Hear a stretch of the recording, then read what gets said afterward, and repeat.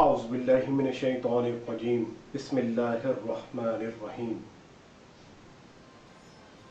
السلام علیکم ناظرین، آپ دیکھ رہے ہیں یوٹیوب چینل شہزاد سعید آپ کو خوش آمدید کہتا ہے۔ ناظرین، آج کی ویڈیو کا موضوع ہے حضور محمد مصطفیٰ صلی اللہ علیہ وآلہ وسلم۔ عزیز ساتھیو اور دوستو، میں نے جب اس موضوع کے حوالے سے اپنے منتشر افکار کو یکجا کرنا چاہا تو پہرو دور افق میں گورتا رہا، حتیٰ کہ چشم تخیل بھی عز و نیاز کا سراپا بن گئی۔ میری سوچ سمجھنے سے قاصر تھی کہ آخر ایک ایسی عظیم ترین ہستی کی زندگی میرے حقیر الفاظ و معنی میں کس طرح سما سکتی ہے، جو خود مخدوم کائنات ہو، جس کی قدم بوسی کے لیے فرش زمین بتاب در اقدس پر جبین نیاز جگانے کو عرش بری محور استراب رہے۔ پھر اچانک میری سوچ کے افق پر آ کہی کہ چاند نے چہرہ نکالا، اور میں سیرت رسول معظم صلی اللہ علیہ وآلہ وسلم سے اپنی نگاہوں کو خیرہ کر لینے کے بعد یہ تسلیم کرنے پر مجبور ہو گیا کہ آپ کی ذات ہے وہ دائرہ وصف و کمال جو تصور میں سمائے نہ گمان میں آئے۔ اتنا آسان تو نہیں آپ کی سیرت کا شعور، روح کی راہ سے گزرے تو بیان میں آئے۔ پیارے عزیز ساتھیوں اور دوستو، حضور رحمت للعالمین خاتم النبیین کی سیرت اقدس اتنی اکمل و اجمل، منزہ و پاکیزہ،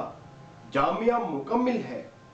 کہ دنیا کی کوئی بھی ہستی، خواہ وہ نبی ہو یا ولی، مفکر ہو یا عالم، سخی ہو یا خدا ترس، رہبر ہو یا پیشوا، شہنشاہ ہو یا حکمران، ادیب ہو یا سائنسدان، کسی بھی اعتبار پر کسی بھی دور میں آپ کے مقابل نہیں لائی جا سکتی،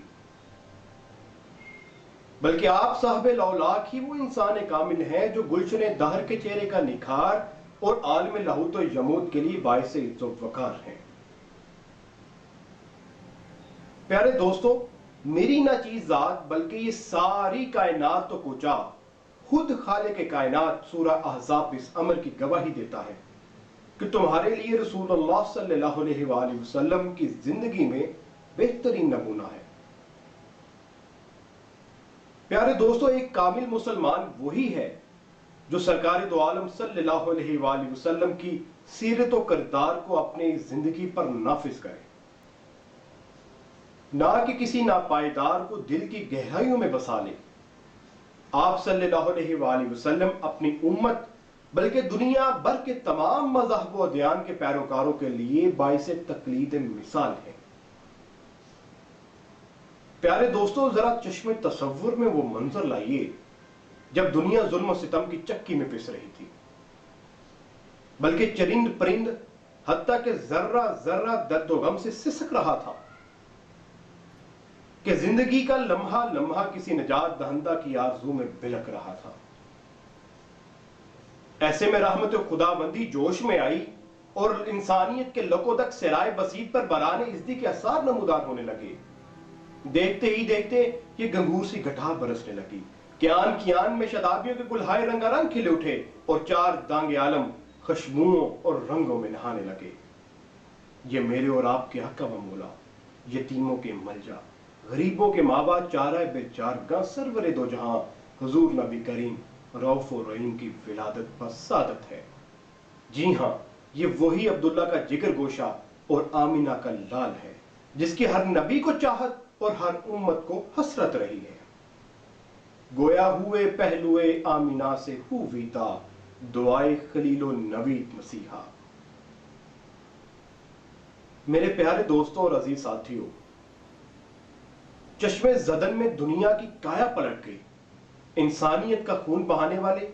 لڑکیوں کی پیدائش کو منحوس سمجھنے والے، سود اور شراب کے رسیا، جہالت و ضلالت کے متوالے، نسل آدم کے رکھوالے اور مرد و زن کی آنکھوں کے اجالے بن گئے۔ چور، محافظ،